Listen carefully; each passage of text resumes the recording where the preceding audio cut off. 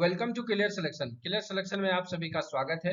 RPF RPSF sub inspector previous year question paper के series को हम डिस्कस कर रहे हैं और आज हम इंडियन कॉन्स्टिट्यूशन के सवालों को देखेंगे।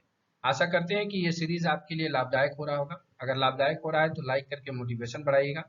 चैनल पे पहली बार आए हैं तो सब्सक्राइब करके बेल आइकन प्रेस कर दीजिएगा ताकि हमारे द्वारा बनाए गए महत्वपूर्ण वीडियो का सीरीज आपके पास सबसे पहले पहुंचे और आपकी सिलेक्शन में थोड़ा बहुत मेरा योगदान है। तो चलिए फटाफट शुरू करते हैं अपने भारतीय संविधान के इस क्वेश्चन सीरीज को। पहला सवाल पूछा, केंद्र राज्य के संबंधों को निर्धारित करने के लिए बनाए गए पहले 3 सदस्यीय आयोग के अध्यक्ष कौन थे?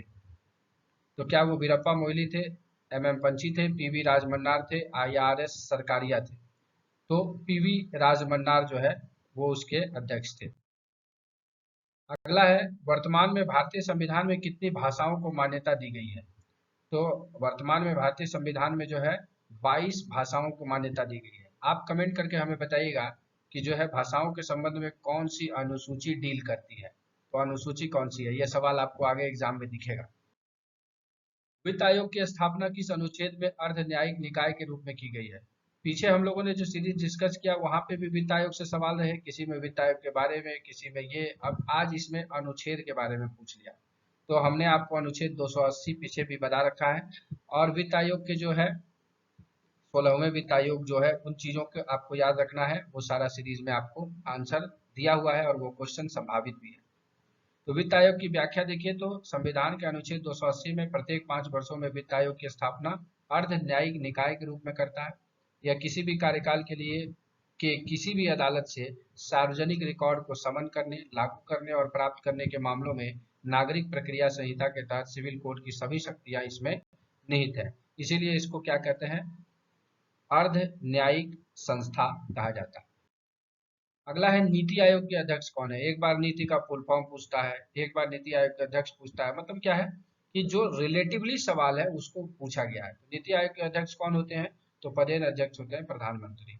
तो व्याख्या में देखिए, प्रधानमंत्री नीति आयोग के पदेन अध्यक्ष होते हैं। इसके साथ साथ दिल्ली और पुदुचेरी के मुख्यमंत्रियों के साथ साथ अंडमान और निकोबार के उपराज्यपाल और प्रधानमंत्री द्वारा नामित एक सदस्य भी इसमें उपाध्यक्ष भी शामिल होते हैं। अगला सवाल पूछा, एक बड़ी सजा को हल्की सजा में परिवर्तन करना क्या कहलाता है? तो ऑलवेज क्या है कि सजा का जो है जो रिट पिटीशन है उन चीजों के तहत किया जाता है और इसके बारे में डिटेल वीडियो पॉलिटी वाले सीरीज में हम लेकर के आएंगे। यहाँ पे हम बस इसको देख लेते हैं। तो सजा को हल्के करना या सजा सजा में परिवर्तन करना लघुकरण कहलाता है। अगला सवाल पूछा, पहली अंतरराज्यीय परिषद का गठन कब हुआ? इंटर स्टेट रिलेशन का गठन किया जाता है कि भारत में केंद्र और राज्यों के बीच कैसे संबंध चलेगा, इन चीजों को देखने के लिए। तो 1993, 1990, 91 या 97? तो 1990 में जो है पहली अंतरराज्यीय परिषद का गठन हुआ।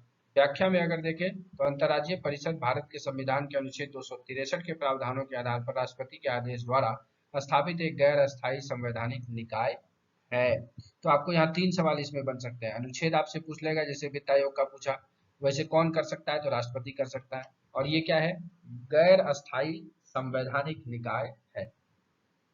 सरकारिया आयोग की सिफारिश से पहली बार 28 मई 1990 को एक राष्ट्रपति आदेश द्वारा इस निकाय का गठन किया गया।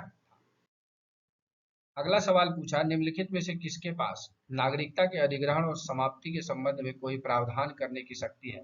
तो जब हम लोग नागरिकता वाला वीडियो आप देखेंगे तो अनुच्छेद 5 से 11 तक उसमें नागरिकता के बारे में बताया गया है और उसमें अनुच्छेद 11 में संसद को इन शक्तियों का पावर है, उन चीजों के बारे में बताया गया है। तो व्याख्या में हम देख लेते हैं। संविधान के अनुच्छेद 11 के अनुसार संसद के पास नागरिकता के अधिग्रहण, समाप्ति और नागरिकता से संबंध में अन्य सभी मामलों के संबंध में प्रावधान दिए गए और अनुच्छेद 11 के तहत ही क्या किया गया? शक्ति का प्रयोग करते हुए व्यापक कानून लाया गया जिसको कि नागरिकता अधिनियम 1955 कहते हैं, सिटीजनशिप एक्ट 1955 संसद द्वारा पारित किया गया। प्रशासनिक सुधार आयोग की शुरुआत में किसके द्वारा अध्यक्षता की गई थी? तो सबसे पहले जो है मोरारजी देसाई द्वारा जो है इस सुधार की अध्यक्षता की गई थी। लेकिन हुआ क्या कि मोरारजी जो है 5 जनवरी 1966 को जो है पहला प्रशासनिक आयोग गठित हुआ। जब मोरारजी प्रधानमंत्री बन गए तो हनुमंथैया को जो है यह पद संभाला गया। दूसरा जो है प्रशासनिक आयोग 2005 में 31 अगस्त को गठित हुआ जिसको कि वीरप्पा मोइली जो है उनके अधीन किया गया था। अगला सवाल दिया, राष्ट्रीय विकास परिषद का अध्यक्ष कौन होता है? तो ये भी राष्ट्रीय विकास परिषद के भी अध्यक्ष प्रधानमंत्री होते हैं। इस अनुच्छेद के तहत संसद राज्य या केंद्र शासित प्रदेश के भीतर आवास को रोजगार के लिए एक शर्त निर्धारित कर सकती है। मतलब कि रेसिडेंशियल, वहां का रेसिडेंशियल होना आवश्यक है, रेसिडेंसी होने के कारण ही आपको वहां मिलेगा। तो ये अनुच्छेद जो है नियोजन में समता का अधिकार अनुच्छेद 16 जो बोलता है, उसी के तहत ये स्पेशल क्लॉज बनाया जा सकता है कि जब मान लीजिए आदिवासी क्षेत्र से वैकेंसी निकला तो आदिवासी क्षेत्र वाले ही जो है उसमें अप्लाई कर सकते हैं। अगला सवाल दिया, राष्ट्रपति का अध्यादेश डैश जारी किया जा सकता है। राष्ट्रपति जो अध्यादेश जारी करता है वो किस किस कंडीशनों में होता है? तो राष्ट्रपति जो आदेश जारी करता है वो समान सीमाओं वाले प्रावधानों पर संसदीय अधिनियम के रूप में करता है। मतलब जो ऑर्डिनेंस राष्ट्रपति का होता है वो एक तरह से एक्ट की तरह ही होता है कि इसको लागू करना है, और पूरे समान सीमाओं पर, मतलब सभी जगह पर वो लागू होता है जहां के लिए उसको निकाला जाता है। तो ये कुछ इंडियन कॉन्स्टिट्यूशन से महत्वपूर्ण सवाल पूछे गए, और आशा करते हैं कि आप लोगों के लिए यह सीरीज लाभदायक साबित हो रहा होगा। अगर अच्छा लग रहा है तो लाइक करके मोटिवेशन बढ़ाइएगा, वीडियो से ज्यादा शेयर करिएगा ताकि ज्यादा से ज्यादा लोग लाभान्वित हो और उनके सिलेक्शन में मेरा थोड़ा बहुत योगदान रहे। चैनल के मोटो के साथ वीडियो को समाप्त करेंगे कि पढ़े ऐसे सिलेक्शन हो जैसे।